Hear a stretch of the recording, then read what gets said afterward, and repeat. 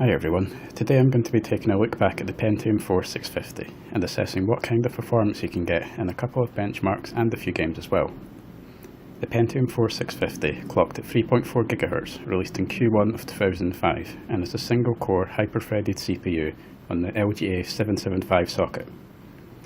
Based on the Prescott architecture and built on the 90nm fabrication process, the Pentium 4650 features 169 million transistors, nothing compared to the processors of today, which have billions. It also features no turbo boosting, a common thing these days, an 800 MHz frontside bus, and only 2 MB of L2 cache.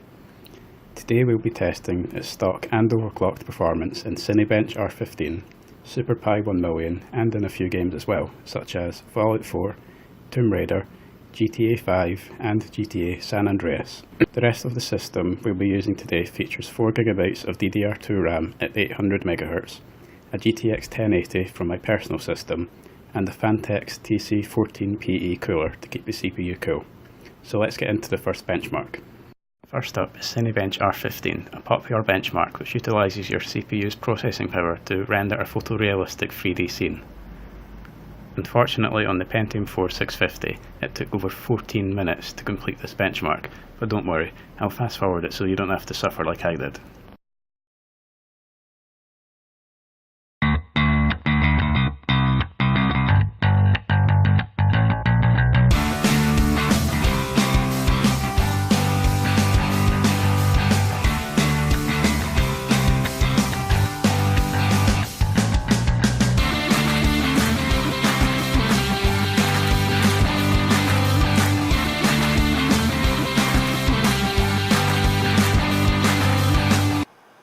In the end, the Pentium 4650 managed to score 46 points in Cinebench R15. When overclocked to 3.83 GHz from the stock 3.4 GHz, the Pentium 4650 managed 57 points in Cinebench R15, a 20% improvement over the stock score.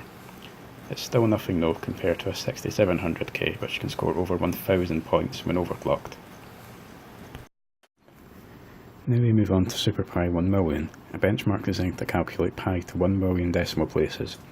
The Pentium 4650 we're testing today, at stock speed across 10 runs, managed a fastest time of 38.959 seconds.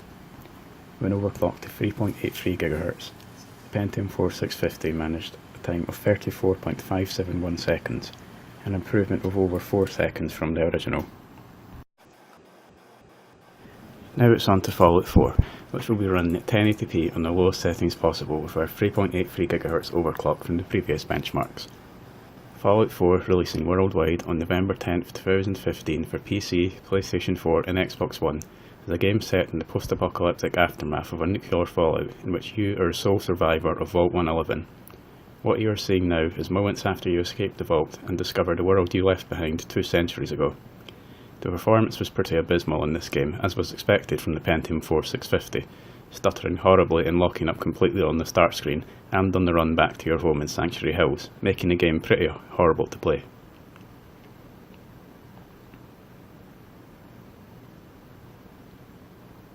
When following Codsworth, the game dips below 10 FPS, and this is where I started to notice some horrible input lag and more lockups upon entering other houses.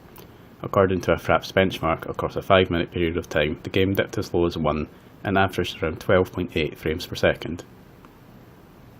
It gets even worse during combat, in which the input lag is so bad you cannot aim at the other enemies unless they're standing still, which people don't tend to do when you're shooting at them.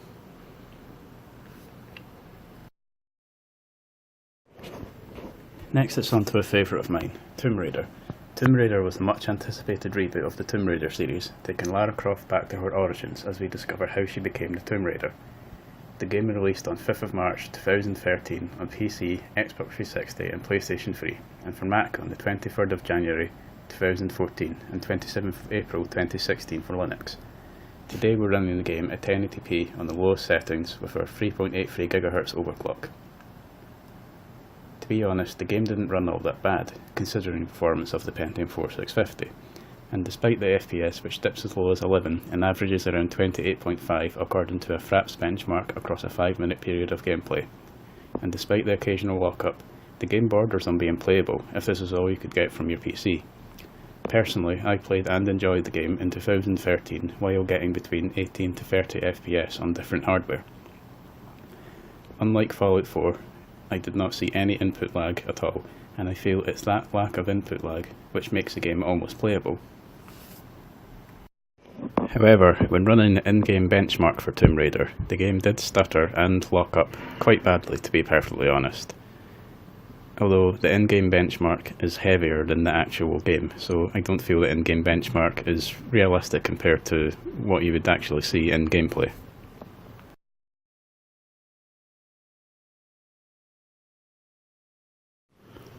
Next up, another favourite of mine, GTA 5. GTA 5 released on 17th of September 2013 on PlayStation 3 and Xbox 360, 18th of November 2014 on PlayStation 4 and Xbox One, and 14th of April 2015 for PC. GTA 5 centres on the individual and interconnecting stories of Trevor, Michael and Franklin, and is set in the fictional state of San Andreas, which is based on Southern California, although given that Rockstar North are based and were founded in Scotland, it does show Scottish roots in part of the game. Today we'll be running at 1080p on the lowest possible settings with our 3.83 GHz overclock on the Pentium 4 650. Unfortunately, I can only show you the in-game benchmark, as actual gameplay was beyond impossible, with input lag more severe than any game I've ever seen before. You would press a button and the game would not respond to any other action for over 20 seconds, which is insane, and meant I could not even begin to think of running a Fraps benchmark to gauge FPS over time. But the in-game benchmark, as you can see, is extremely stuttery and often locks up completely with large loading times in between scenes. The FPS here dips constantly into single figures and shows just how bad the Pentium 4 650 is for gaming today.